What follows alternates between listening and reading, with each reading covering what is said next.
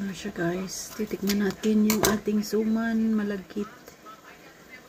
Very excited.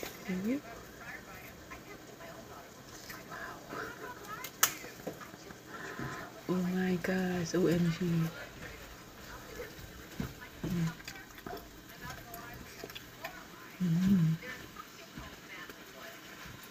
Sarap to sa kape.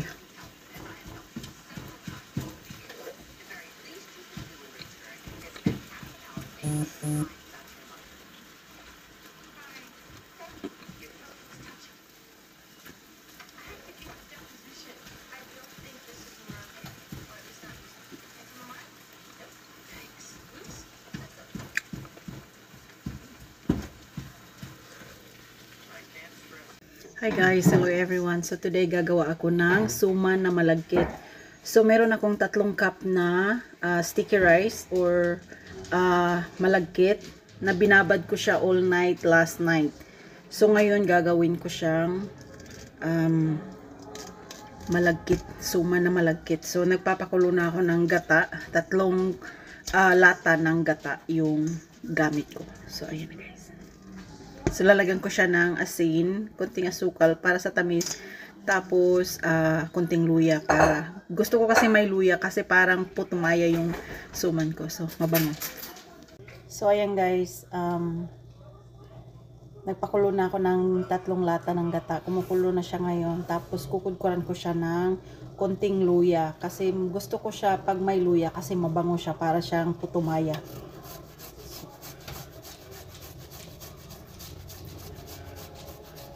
Nag-crave talaga ako kasi nung binigyan ako ng kaibigan ko parang gusto ko pa. Kaya gagawa ako ng sarili ko. So bumili ako ng dahon ng saging kahapon sa Asian market. So yun, gagawa ko siya.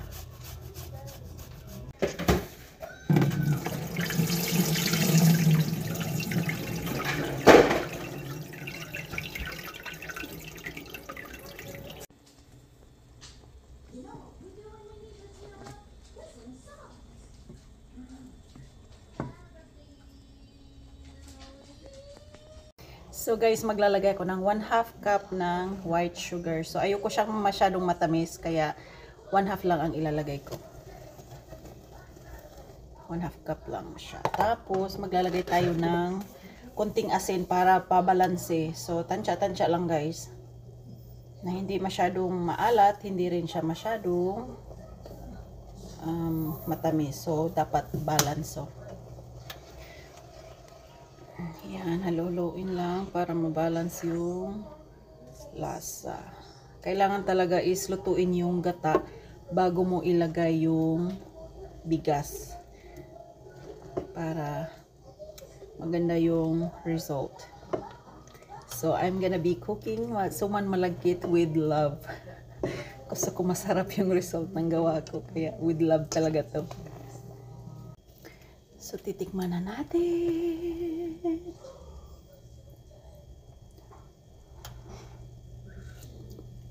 Oh my gosh, delicious. So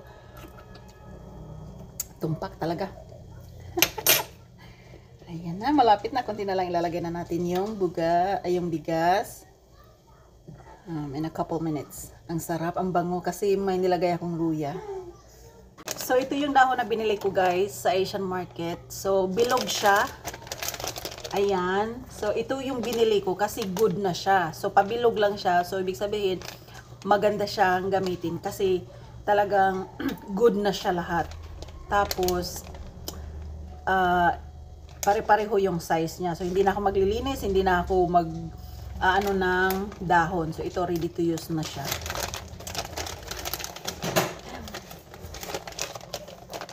Excited.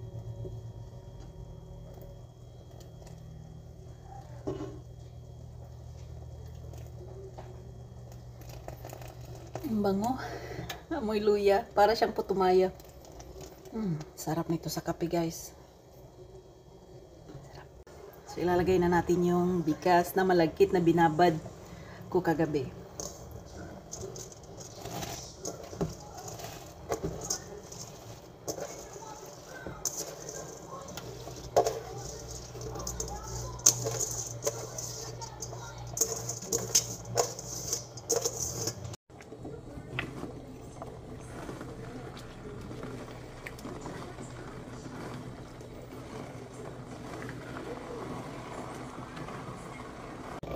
Halo-haloin. Ayan na guys.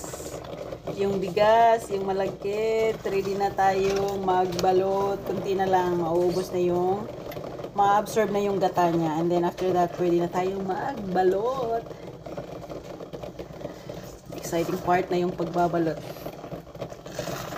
So, meron na akong suman. Hindi ko na kailangan bumili at mag-order kung saan at mahal. So, best thing talaga is ikaw na lang ang gumawa. Cheaper at marami kang magagawa.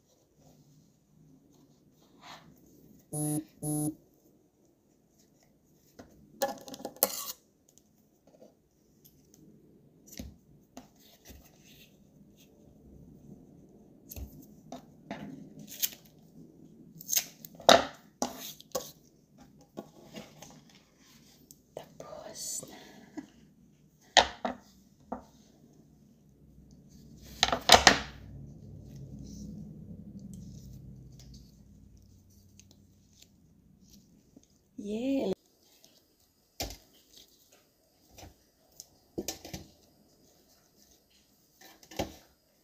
It's luto time. So, lulutuin na natin siya, guys. Isa lang na natin yung ating steam.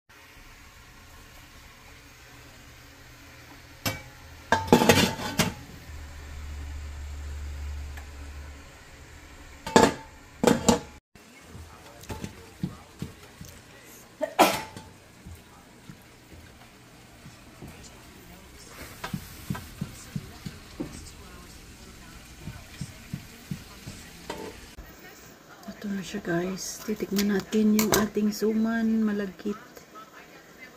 Very excited. Wow.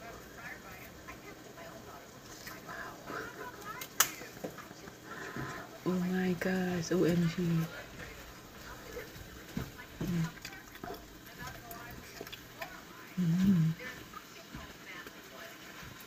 Sarap to sa kape.